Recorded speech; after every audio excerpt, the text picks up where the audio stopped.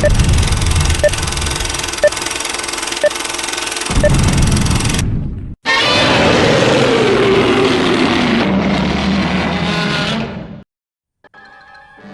Kaiju fans, welcome back to the Kaiju World Order. My name is MM, and this is Monster of the Week as voted on by members of the Kaiju Hugbox Discord community. The invite should be listed under the information for this channel if you wish to join, which you are more than welcome to do so.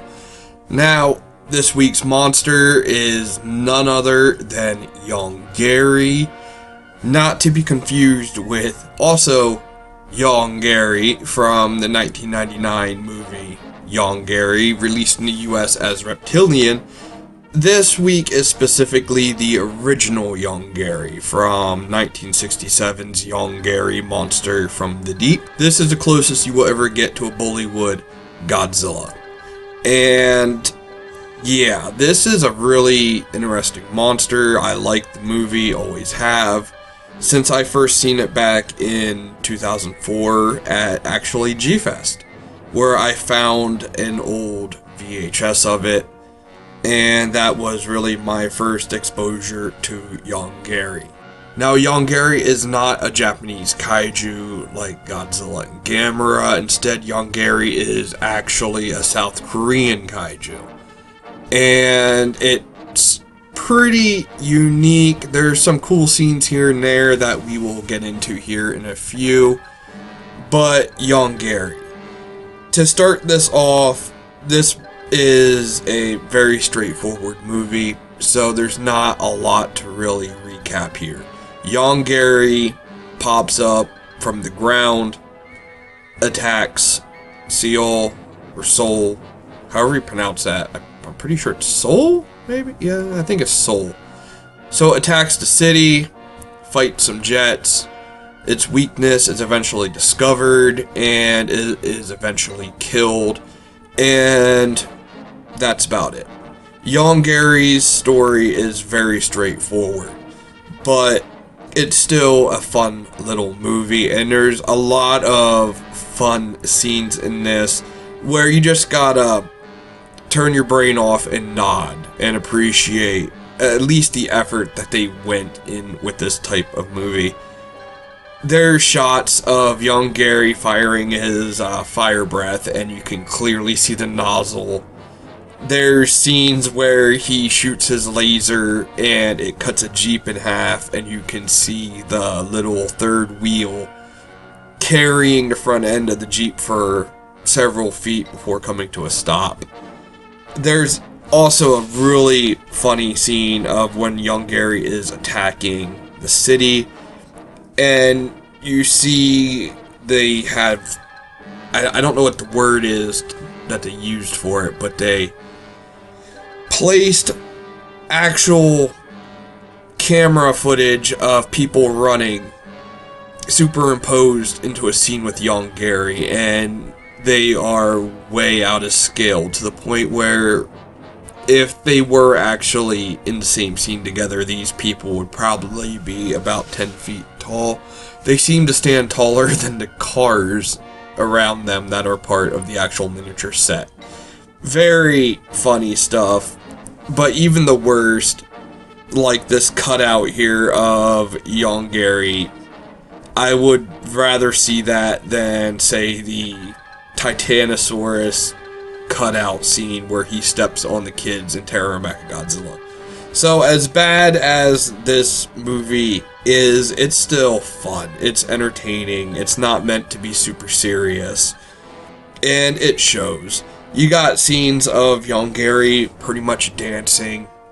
You have scenes of Yongary getting hit with rockets, and the effects are actually pretty decent compared to, like, Toho's at the time. It's definitely not Tsuburaya's, but you can tell they were at least trying here, which is more than you can say for several other movies.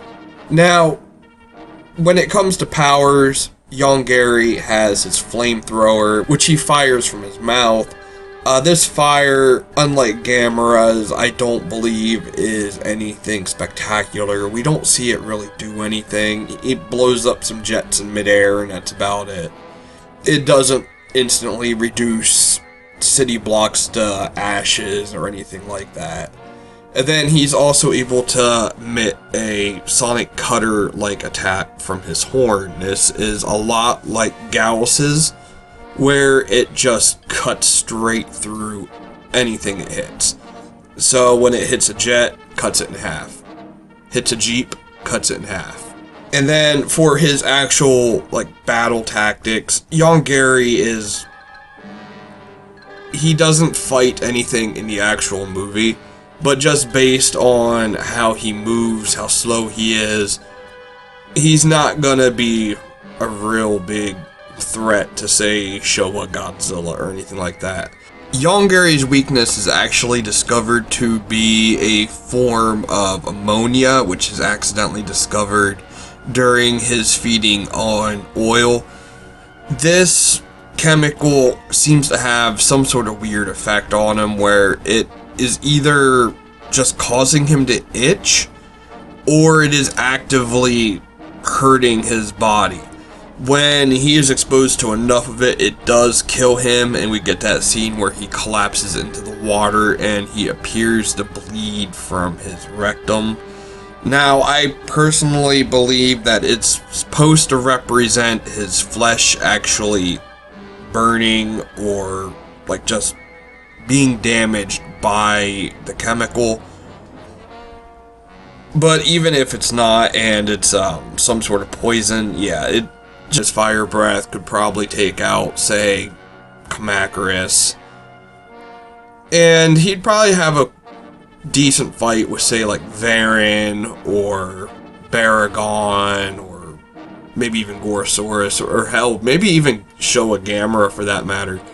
But for actually hurting some of the bigger names like, say, Godzilla, even a 1960s Godzilla, his only real threat is the laser horn, and that's just not going to be enough to take out some of the more heavier hitters. And then Yongary's durability is also kind of questioned here. There's some great shots of him getting hit with the military, and you can see bits and pieces of his flesh flying everywhere. And then he's also stumbling back. Now these are just from standard rockets, not any superpowered new South Korean weaponry. I believe that covers it. Yongary is a fun movie. The kaiju has a pretty neat design. I really like it.